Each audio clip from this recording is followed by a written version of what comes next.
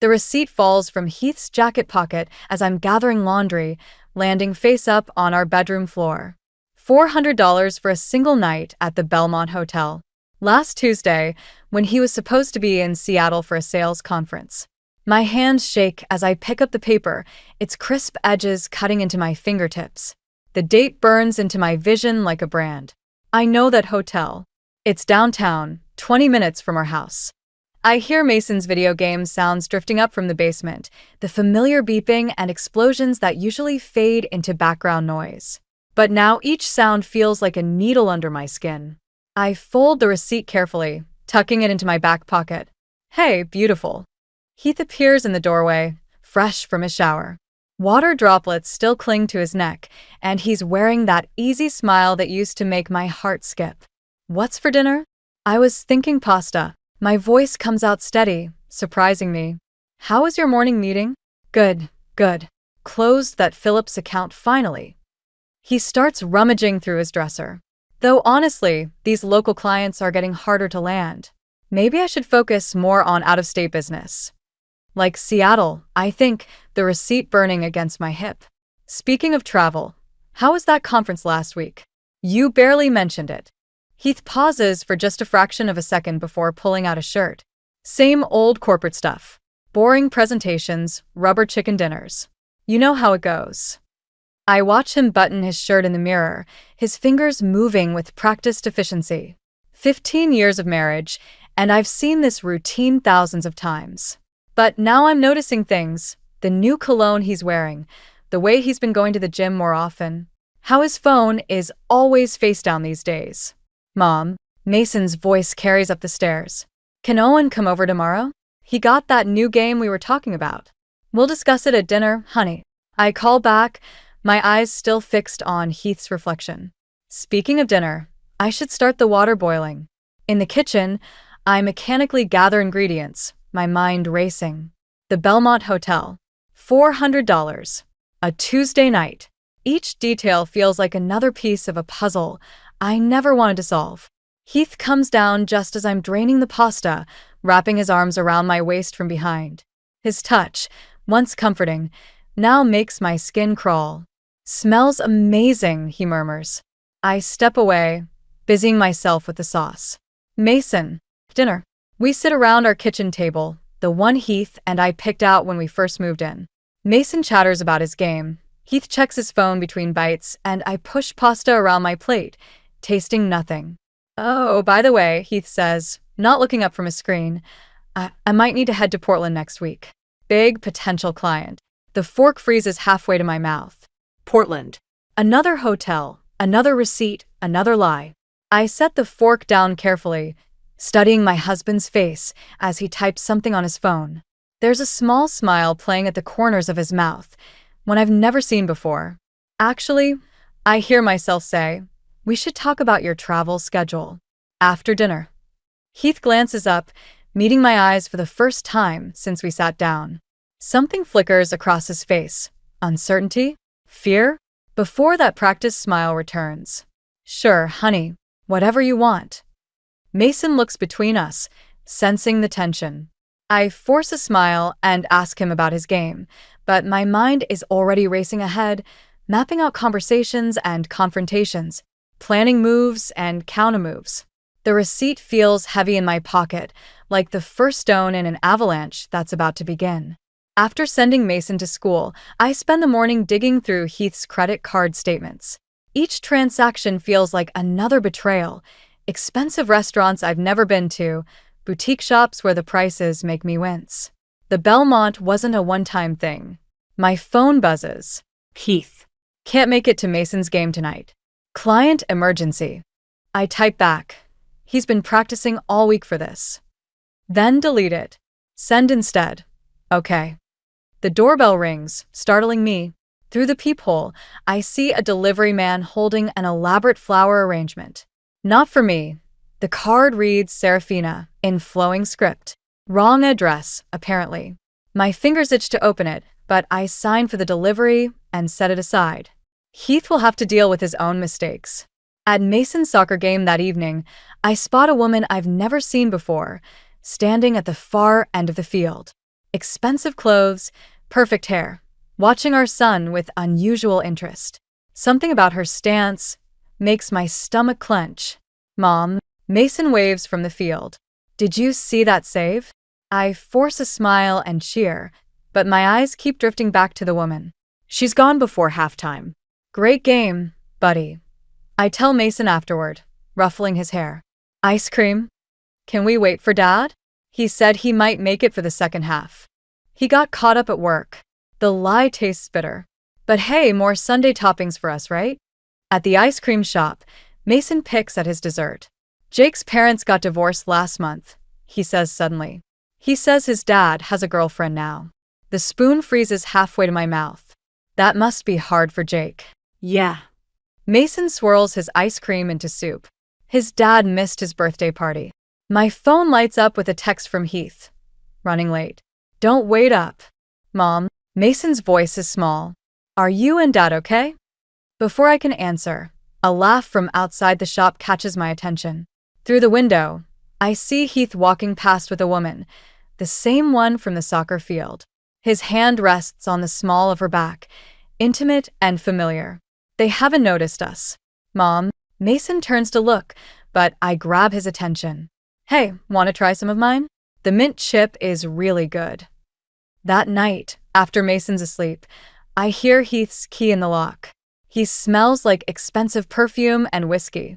You missed a great game, I say from the darkness of the living room. He jumps. Jesus, Lila, why are you sitting in the dark? Serafina seems nice.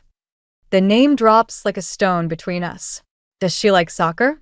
Heath's face hardens. Have you been following me? Didn't have to. She came to watch my son play. My voice stays steady, even as rage builds in my chest. Our son. It's not what you think. The flowers came here by mistake. I gesture to the arrangement.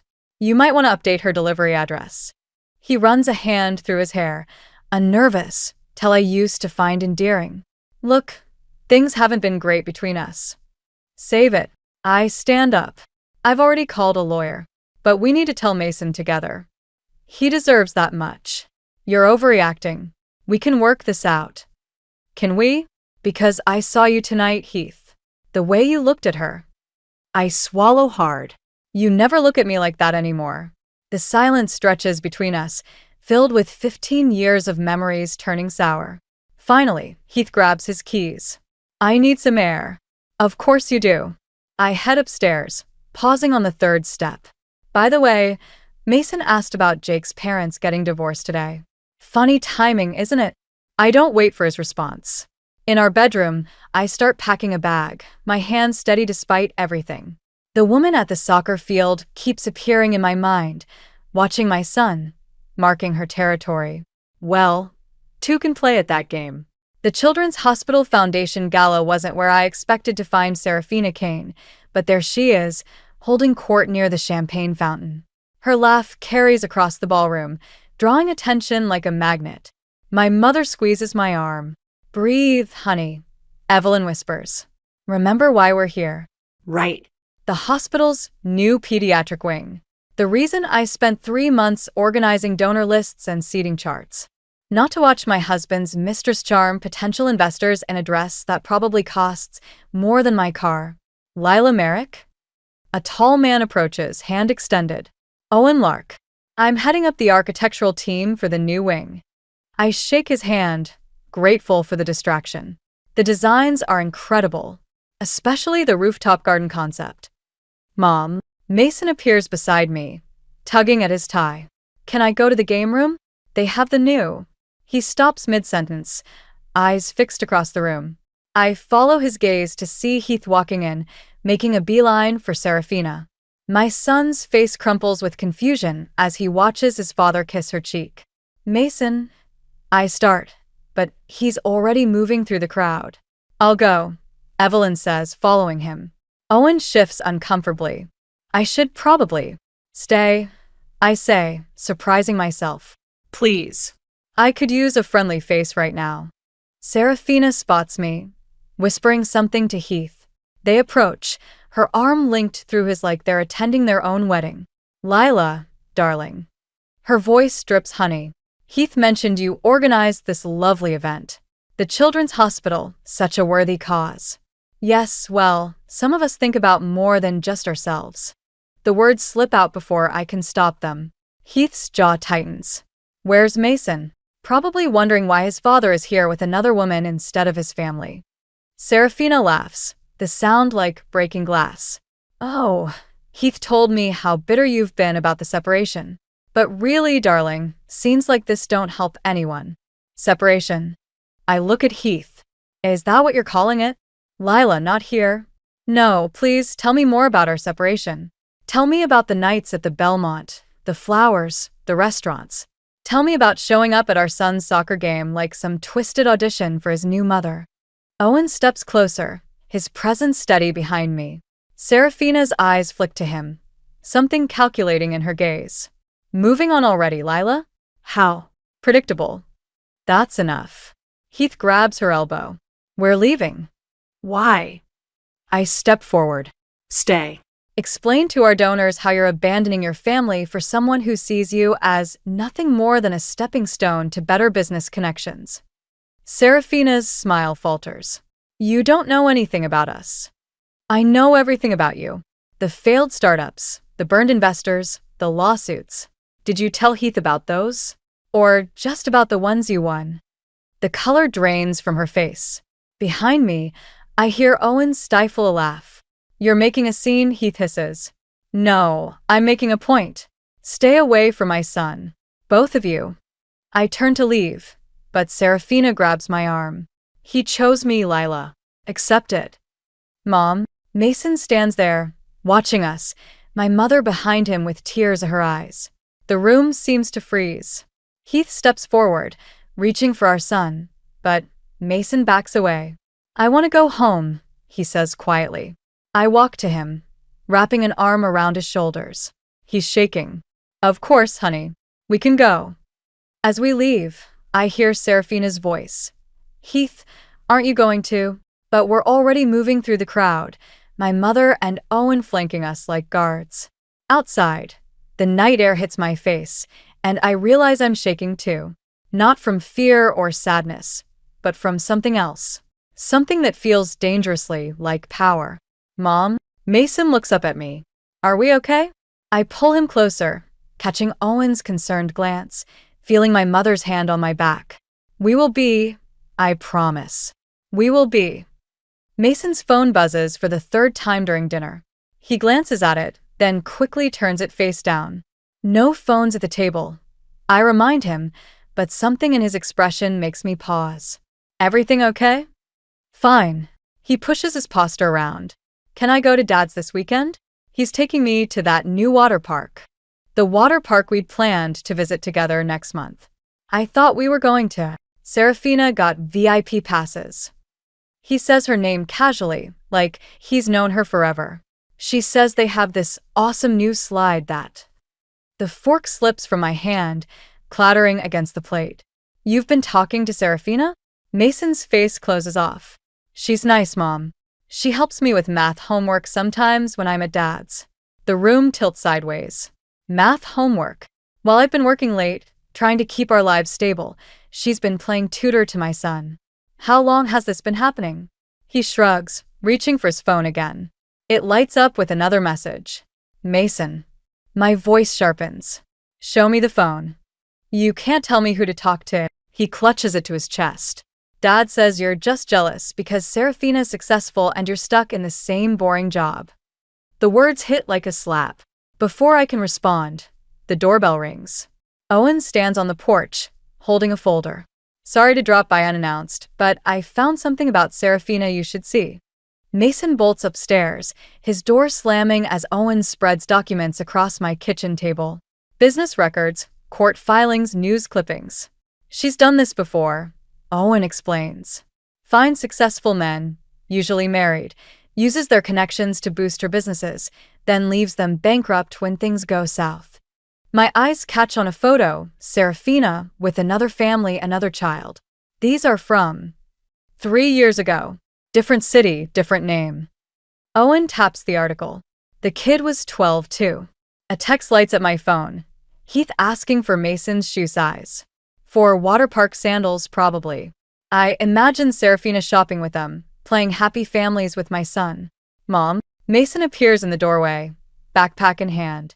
Dad's here to pick me up. Through the window, I see Heath's car idling in the driveway. Serafina sits in the passenger seat. Mason wait, but he's already moving past me. Let him go, Owen says quietly. We need to be smart about this. I watch through the window as my son climbs into the back seat. Serafina turns, saying something that makes him laugh. The same laugh he used to share with me over inside jokes and silly stories. She's not just taking my husband, I realize. She's taking my whole life. Owen gathers the documents. There's more. Her company's in trouble again. Major investors pulling out.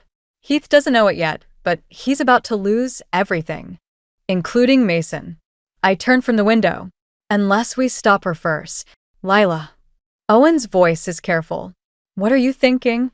I pick up one of the articles, studying Serafina's previous victim, a man who lost his business, his home, his family. I'm thinking it's time to make some calls. Starting with her former investors. That could get messy. She's poisoning my son against me. My hands shake as I gather the papers. Messy doesn't scare me anymore. Owen watches me, concern mixing with something else in his expression. Just be careful. Don't let revenge cost you what you're trying to protect. But as I look at the empty chair where Mason should be sitting, at his half-eaten dinner growing cold, I realize some costs are already too high.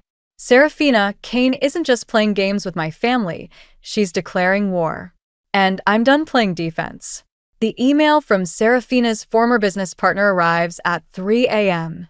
I've been awake anyway, scrolling through Mason's social media, watching my son's life unfold in photos where I don't exist. Serafina teaching him to ski. Heath and Mason at expensive restaurants. The perfect little family she's building on the ruins of mine. She'll destroy everything, the email warns. Not just the money, the relationships, the trust, everything. Get out while you can. My phone rings, startling me. Mason. Mom. His voice sounds small, younger than 12. Can you come get me? I'm already grabbing my keys. What's wrong? They're fighting. Really bad. About money, I think. Dad threw something and a crash in the background. Please. I break every speed limit getting to Heath's new condo. Mason's waiting outside, huddled on the steps in his pajamas.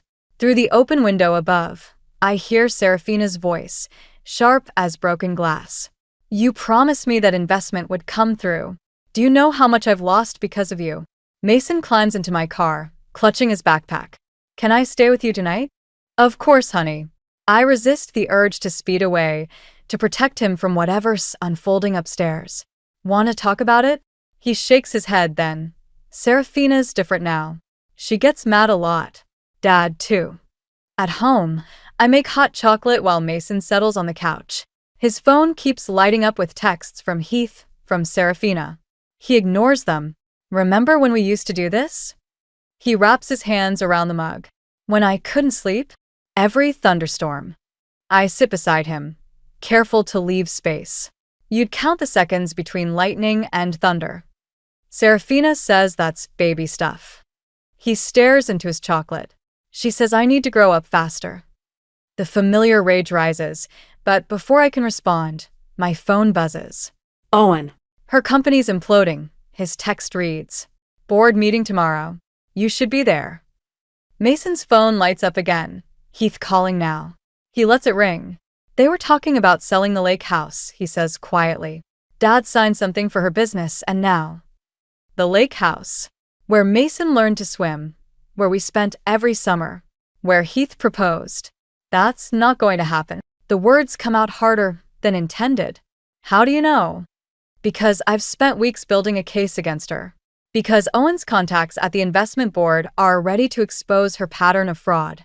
Because tomorrow, her carefully constructed world will shatter. But looking at Mason's tired face, I realize revenge won't heal what's broken here. Mom, he shifts closer, like he used to during thunderstorms. I'm sorry I said those things before. About you being jealous and boring. It's okay, honey. No, it's not. His voice cracks. She made it sound so cool at first, like we'd be this amazing new family. But now Dad's always angry, and she keeps talking about sending me to boarding school, and I just want. He stops, shoulders shaking. I pull him close, feeling his tears soak my shirt. My phone buzzes again. Owen sent the board meeting details, the evidence we've gathered, everything needed to destroy Serafina Kane tomorrow. But Mason's breathing is evening out, his body heavy with sleep, trusting me to keep him safe. Like I used to. Like I always should have. I text Owen back. Need to handle this differently. For Mason. His response is immediate. Whatever you need. I'm here. Outside. Thunder rumbles. Mason stirs but doesn't wake. I start counting seconds automatically, a habit from all those stormy nights, realizing some patterns are worth keeping. And some cycles of hurt need to end, not with revenge, but with repair. Tomorrow will come with its own storms. But tonight I hold my son and plan a different kind of justice, one that might actually heal what's broken. The lake house looks smaller somehow, its windows dark against the setting sun. Mason's old tire swing hangs motionless as Heath signs away 15 years of memories to cover Serafina's debts. You don't have to do this, I tell him, watching him initial each page without reading. We can find another way. There is no other way. His hand shakes slightly. She just needs time to sort out the business. Once the new investors. There are no new investors, Heath. I slide Owen's report across the table. She's done this before. Multiple times. He pushes the papers back without looking. You're just trying to poison everything good in my life. Like always. Dad. Mason appears in the doorway, clutching his old fishing rod. Can we go out on the lake one last time? Before. Sorry, buddy. Serafina's waiting at the lawyer's office. Heath stands, gathering the sale documents. Maybe next summer we can. There won't be a next summer here. Mason's voice cracks. You're selling everything for her, just like the college fund. Heath freezes. Who told you about that? I heard you fighting. Mason's knuckles whiten around the fishing rod. You said you had to borrow from my account because her business needed cash. You promised you'd pay it back. The room goes still. I look at Heath, really look at him, seeing the new lines around his eyes, the expensive watch that can't hide his trembling hands. Mason, go wait in the car. I say quietly. No. He hurls the fishing rod across the room. I hate this. I hate her. And I hate you for letting her ruin everything. He storms out, screen door slamming behind him. Through the window, I watch him run down to the dock where he learned to fish, where Heath taught him to swim, where our family used to be whole. His college fund? My voice sounds distant, cold. Really, Heath? It's temporary. Once the deal closes. There is no deal. I pull out my phone, showing him the email from Serafina's former partner. She's already moved most of the money offshore. By tomorrow, she'll be gone. Just like last time. And the time before that. You're lying. But his face has gone pale. She loves me. She loves Mason. She loves what you can give her. And now that's gone too. His phone buzzes Serafina, demanding to know where he is. He stares at the screen, then at the lake house papers, then through the window at Mason. I can't lose her, he whispers. You already lost everything else. He leaves without another word, sale documents clutched to his chest like a shield. I watch him drive away, wondering how the man I loved for 15 years became this stranger who would sacrifice his son's future for a con artist's lies. My phone rings, Owen. The board meeting's starting, he says. Serafina's there. If you want to stop this. It's too late.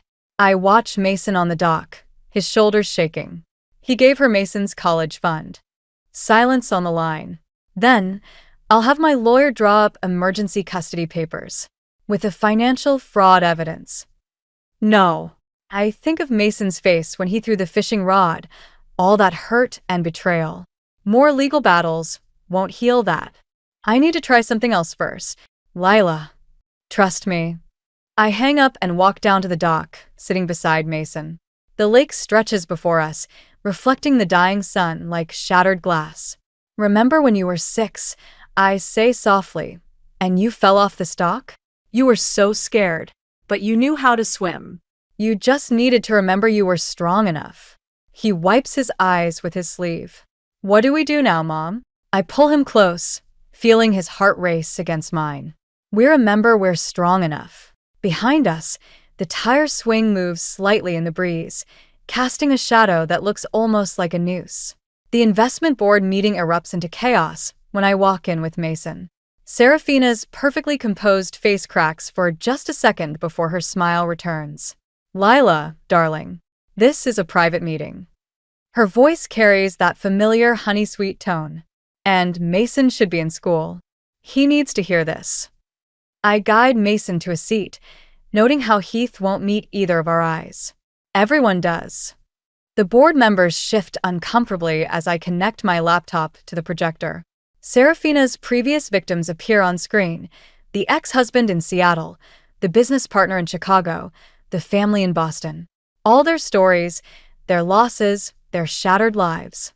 This is harassment. Serafina stands, smoothing her designer dress. Heath, tell them. About my college fund? Mason's voice cuts through the room. Or about the lake house? Heath flinches like he's been struck. Serafina's smile doesn't waver, but her hands betray her, crushing the paper cup she's holding. Mason, sweetie, those are temporary arrangements. Once the new funding comes through, there is no new funding. I pull up the offshore account transfers. Just like there wasn't any in Seattle, or Chicago, or Boston. It's the same pattern, isn't it? Find a successful man, preferably married with children. Isolate him from his family. Drain his assets. Move on. The board members lean forward, murmuring as they study the evidence. Serafina's lawyer whispers urgently in her ear. This is ridiculous. She laughs, but it sounds hollow. Heath, tell them about our plans. The expansion, the merger. The merger that fell through last week? Owen steps into the room, holding more documents. Or the one that never existed? Heath stands suddenly, knocking over his chair. You said those deals were confirmed. You said. She says a lot of things, Dad. Mason's voice trembles slightly. Like how you'd buy back the lake house. Like how we'd be a better family. Serafina's smile finally cracks. You ungrateful little. Don't. My voice could freeze hell. Don't you dare speak to my son. She turns to Heath, reaching for his hand. Baby, they're trying to turn you against me. After everything we've built. I project the final document, Heath's empty bank accounts, the drained college fund, the mortgaged house. You haven't built anything. You've destroyed everything he had. Everything we had. The board chairman clears his throat. MS. Kane, in light of these allegations. Allegations. She laughs again, higher this time, desperate. This is just a bitter ex-wife's revenge fantasy. Heath, tell them. But Heath is staring at the numbers on screen, at the proof of his son's stolen future. Something breaks in his expression. The lake house was my grandfather's, he whispers. Mason learned to swim there. Serafina's mask shatters completely. She grabs her purse, heading for the door, but security blocks her path. This isn't over, she hisses at me. You think you've won? You've got nothing but a broken family and a kid who'll hate you both. No, Mason stands, walking to my side. I know exactly who broke our family, and it wasn't Mom. The security guards lead Serafina away as she shrieks about lawyers and lawsuits. The board members file out, leaving just our fractured family and Owen. Heath approaches slowly, like a man walking to his execution. Mason, I'm so sorry. I know what you thought. Mason's voice is older somehow harder. But Mom never stopped fighting for me. Even when I was awful to her. Even when I believed Serafina's lies. He turns to me, and for a moment I see my little boy again, the one who needed me to check for monsters under his bed. Can we go home now? I nod, taking his hand. Heath starts to speak, but Owen steps between us. I think you've done enough, he says quietly. We leave Heath standing there, surrounded by the wreckage of his choices. Outside, The sun breaks through the clouds, and Mason squeezes my hand. You okay? I ask. He considers this. No. But we will be. 6 months later, I stand in the kitchen of our new house, watching Mason and Owen argue good-naturedly over pancake toppings. The morning sun streams through windows that face east, my one non-negotiable requirement when house hunting. Blueberries are clearly superior, Owen insists, sliding a plate across the counter. That's because you're old, Mason retorts, drowning his stack in maple syrup. Mom, tell him chocolate chips are better. I laugh. The sound easier now than it used to be. I'm staying neutral in this war. The doorbell rings. Through the window, I see Heath's car in the driveway. Mason tenses slightly, but keeps eating. I can get it, Owen offers. No, I've got this.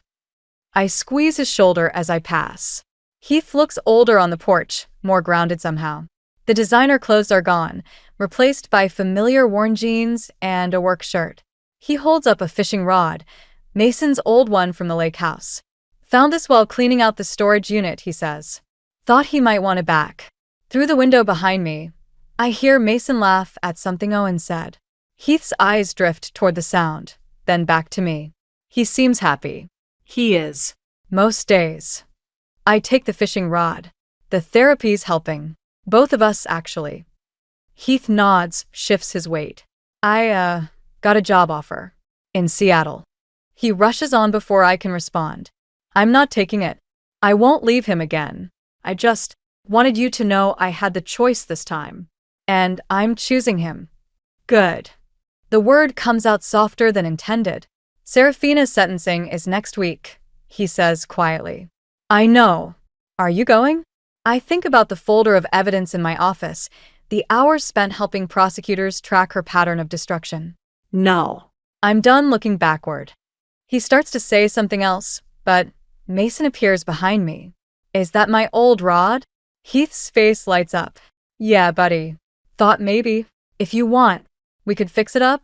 The reel needs work, but Mom and Owen are taking me fishing next weekend, Mason says. At the state park. Maybe you could come? If Mom says it's okay. I feel the weight of their gazes. My son's hopeful, my ex-husband's careful. Through the kitchen window, I see Owen pretending not to watch, giving us space while staying close enough if needed. One day at a time, I tell them both. Mason takes the rod, studies it. The handle's loose. Owen has tools in the garage. Want to see? Heath follows Mason around the house, their voices fading as they discuss fishing knots and lure types. I return to the kitchen, where Owen's cleaning up breakfast. You okay? He asks. Actually, yes. I lean against the counter, watching father and son through the garage window. You know what Mason told me yesterday? He's been saving his allowance. Says he wants to help buy back the lake house someday. Owen raises an eyebrow. Really? Not for Heath. For us. All of us. I smile at his surprised expression. His words, not mine. Smart kid. Yeah. I watch Mason demonstrate something with a fishing rod, Heath nodding intently. He gets it from his mom. Owen laughs, pulling me close. Through the window, I see Mason smile, really smile, at something Heath says. It's not perfect, this new reality we're building. There are still hard days, therapy sessions, moments when the past threatens to overwhelm us. But here in this kitchen, with the morning sun warming my face and the sound of my son's laughter drifting in from the garage, I realize something. Sometimes the best revenge isn't about destroying what hurt you. Sometimes it's about building something stronger from the ruins. Mom, Mason calls. Come look at this. I go to them, stepping into the future one day at a time, leaving the shadows of the past where they belong, behind us.